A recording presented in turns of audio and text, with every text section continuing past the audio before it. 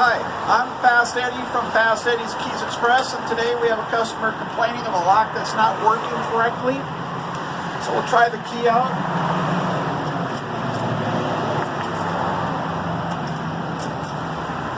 Yep, it feels jammed up. So we just had a huge rainstorm and it's cold, so we feel the door froze up with the lock cylinder. What I do is I take ISO-Heet you can get from any gas station, you pour it in the lock cylinder, usually breaks it up right away. So today we're going to try that.